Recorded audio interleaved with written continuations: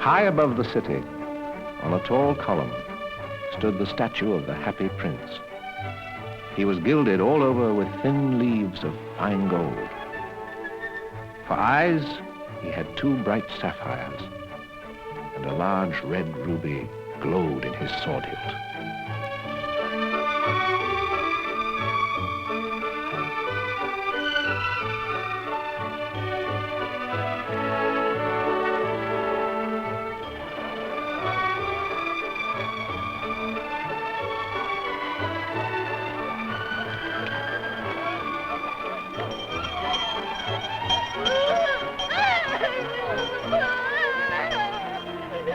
Stop this crying. Look, why can't you be like the Happy Prince? He never dreams of crying for anything. Make way for His Worship the Mayor.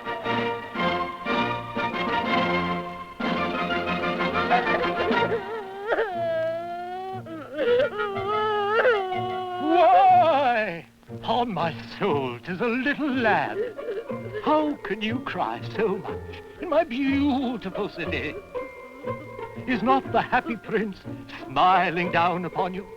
Nay?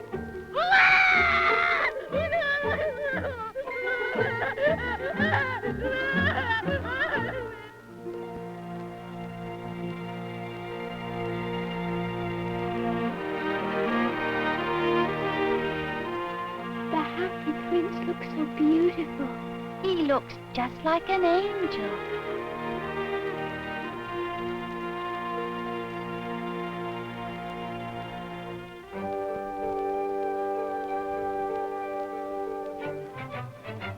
The statue of the Happy Prince must surely be the finest in all Christendom. I doubt if I could have designed a better one myself.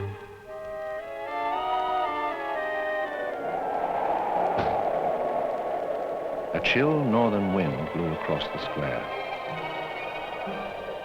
The autumn was about to return.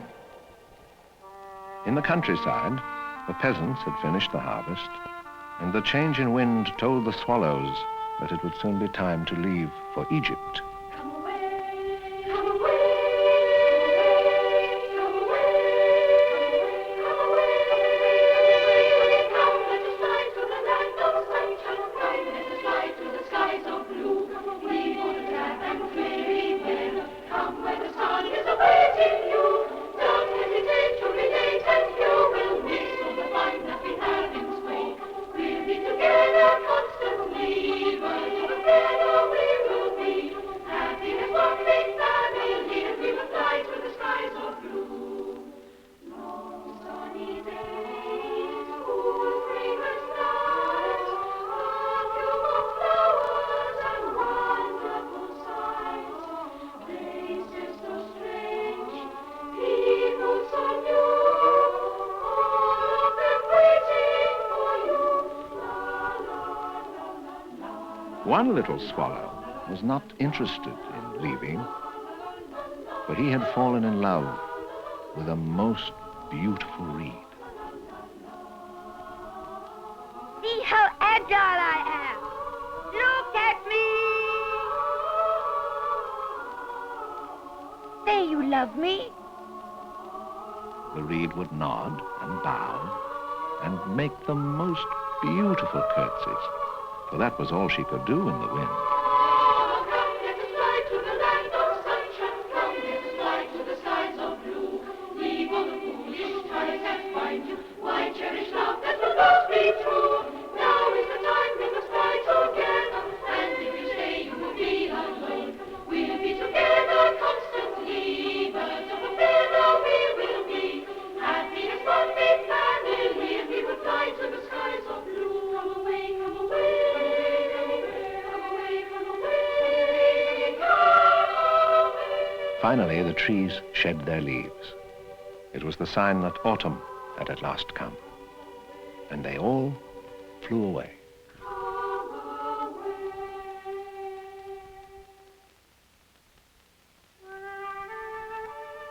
Several weeks passed, and the little swallow felt quite lonely and began to tire of his lady love. She has no conversation. And she's always flirting with the wind. I love traveling, and my wife, consequently, should love traveling also. Will you come away with me? Will you? The reed shook her head. She was so attached to her home. You have been trifling with me. Well, you shan't see me again. I am off to the pyramids. Goodbye. All day long, the little swallow flew. By nighttime, he arrived at the city.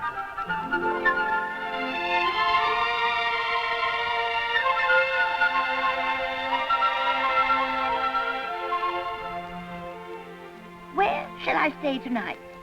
I hope the town has made preparations.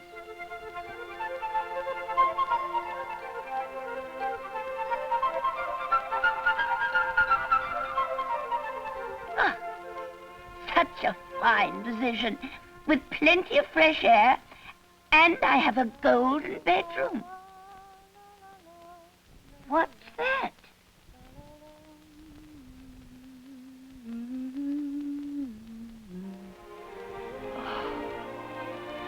He looks so beautiful in the moonlight.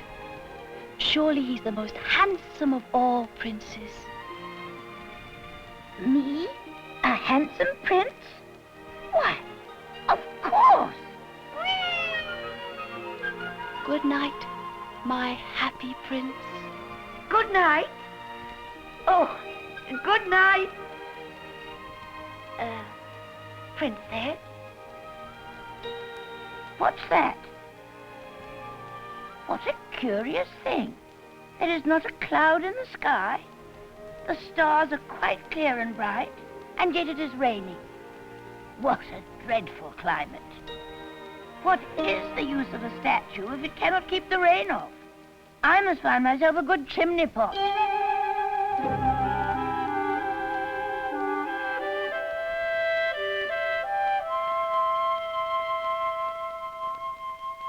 Who are you? I am the happy prince. The happy prince. Well, if you're so happy, why are you weeping? You have quite drenched me.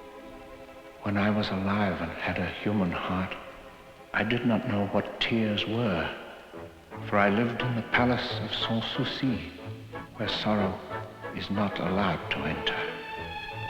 In the daytime, I played with my companions in the garden, and in the evening, I led the dance in the great hall. Round the garden was a very lofty wall, but I never cared to ask what lay beyond it. Everything about me was so beautiful. My courtiers called me the happy prince, and happy indeed I was, if pleasure be happiness. So I lived, and so I died. And now that I am dead, they have set me here so high I can see all the ugliness and misery of my city. And though my heart is made of lead, I cannot choose but weep. What? Is he not solid gold? Far away in a little street there is a poor house. One of the windows is open, and through it I can see a woman seated at a table. Her face is thin and worn, and she has coarse red hands all pricked by the needle, for she is a seamstress. She is embroidering a satin gown for the loveliest of the Queen's maids of honor to wear at the next court ball. In the corner of the room, a little boy is lying ill. He has a fever and is asking for oranges, but his mother has nothing to give him but river water. Swallow, swallow, little swallow, will you not bring her the ruby out of my sword hilt? My feet are fastened to this pedestal, and I cannot move. But I have no time. I must leave for Egypt. My friends are flying along the Nile at this very moment. Little swallow, will you not stay with me for one night and be my messenger? The little boy is so thirsty, and his mother so sad. I don't think I like boys. They always throw stones at me. Ha! They never hit me, of course. We swallows fly far too well for that. Besides, I come from a family famous for its agility. Oh, it's very cold here, but I will stay for one night and be your messenger.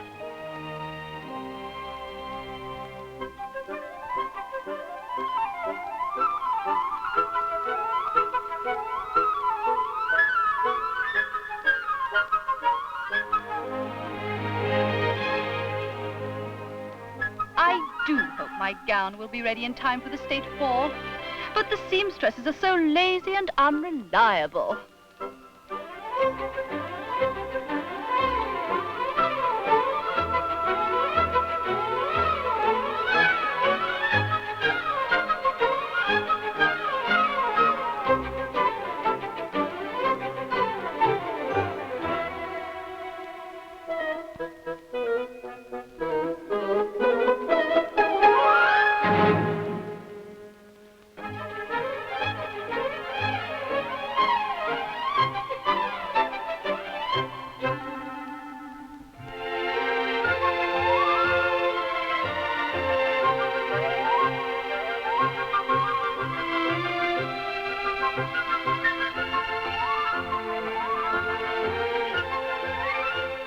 How cool I feel.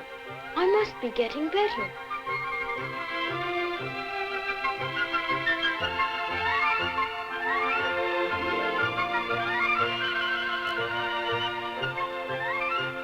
It is curious, but I feel quite warm now, although it is so cold.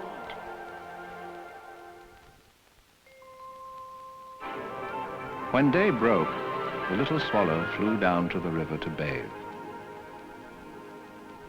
What a remarkable phenomenon! A swallow in winter, said the professor of ornithology as he was passing over the bridge.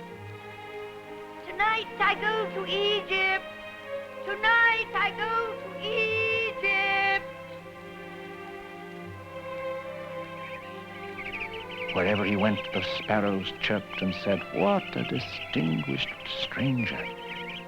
So he enjoyed himself very much.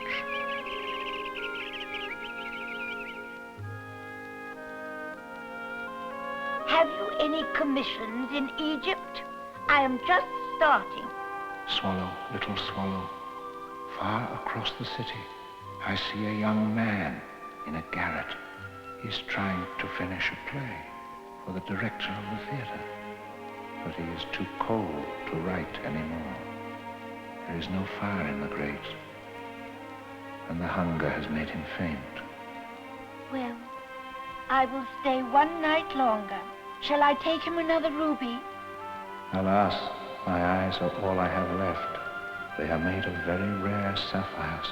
Pluck one out and take it to him so he can sell it for firewood and finish his play. But I cannot do that. Little swallow, do as I ask.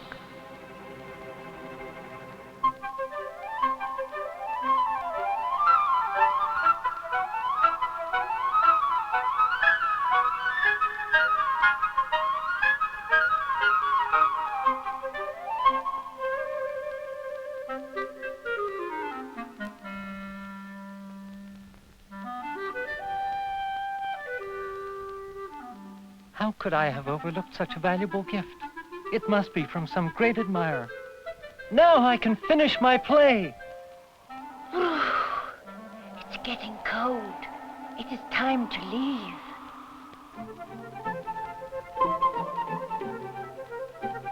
Tonight I fly to Egypt.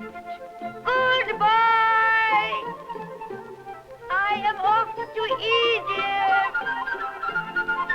Goodbye, little sparrows. I have come to bid you goodbye.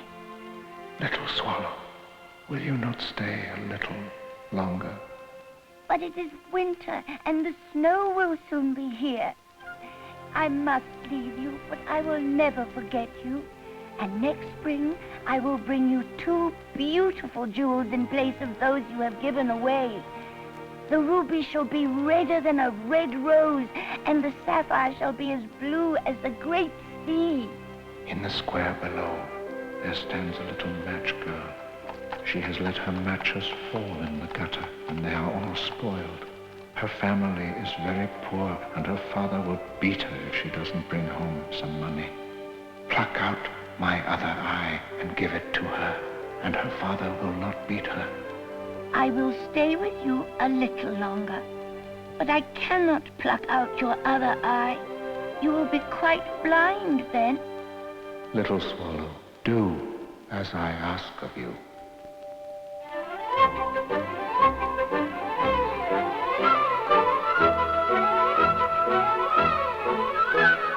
Oh, what a beautiful piece of glass. I must show it to my father.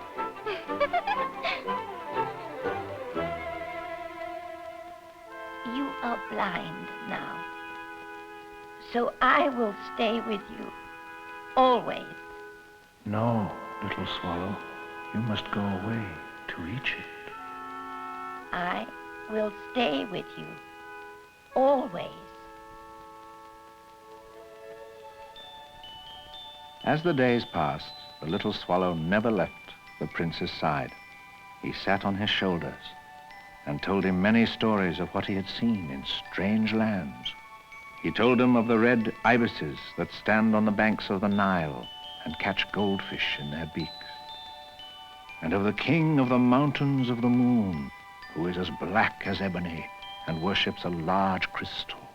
Dear little swallow, you tell of marvelous things, but more marvelous than anything is the suffering of men and women. There is no mystery so great as misery. Fly over my city, little swallow, and tell me what you see there.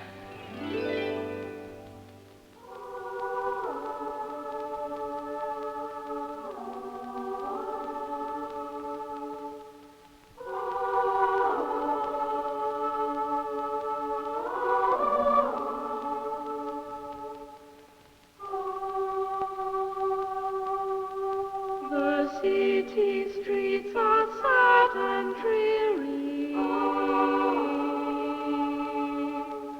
Why are the people in distress? Echoes are torn, their eyes are weary. Poverty is everywhere. The rich just ignore it and they don't care.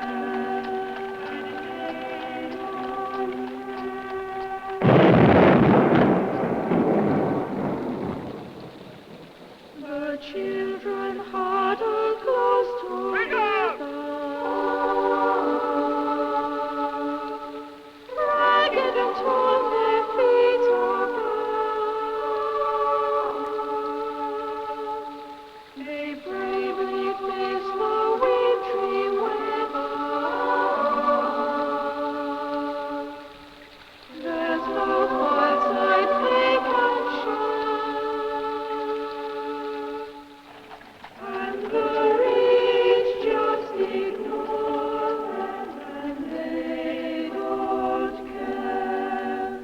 Where is the justice in all that I see?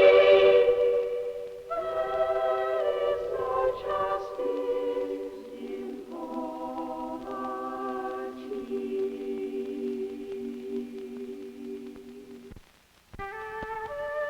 And so the little swallow flew back to the happy prince and told him what he had seen. I am covered with fine gold. You must take it off leaf by leaf and give it to my poor. The living always think that gold can make them happy.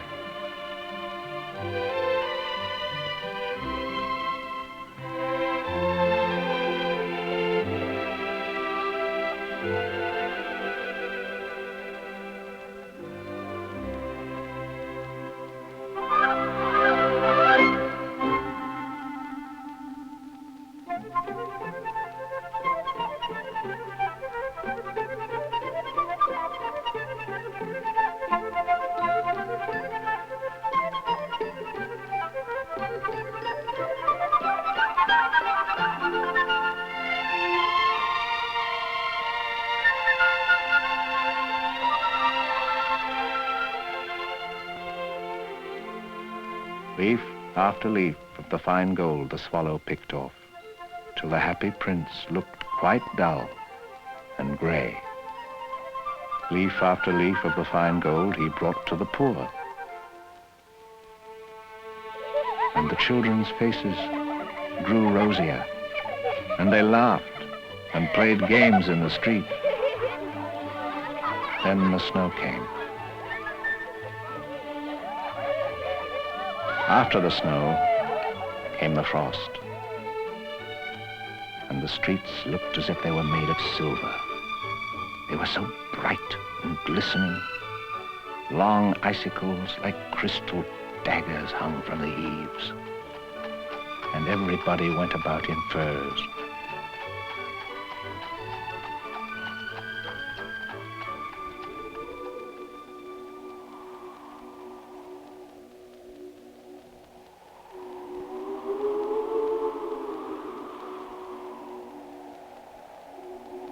Goodbye, dear Prince.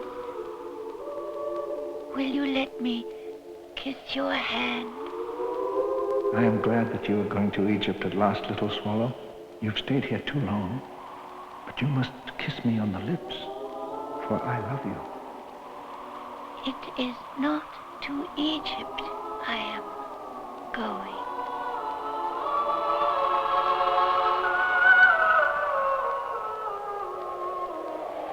A curious crack sounded inside the statue, as if something had broken. The fact is, the leaden heart had snapped right in two. It certainly was a dreadfully hard frost.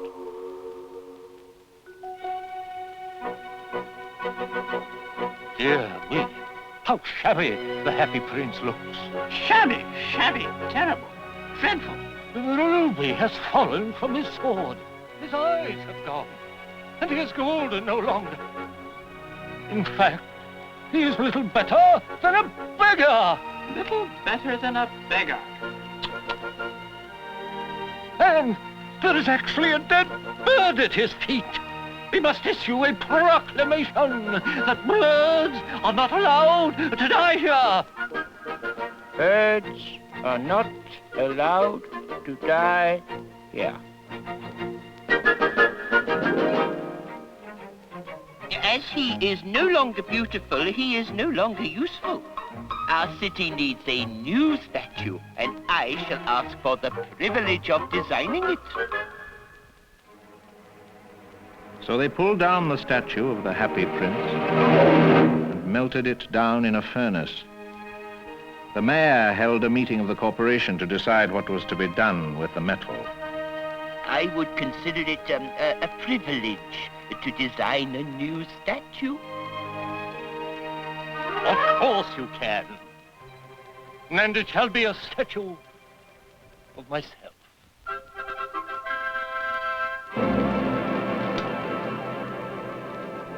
What a strange thing. This broken lead heart will not melt in my furnace. We'll have to throw it away. And so they threw it on a dust heap, where the dead swallow was also lying.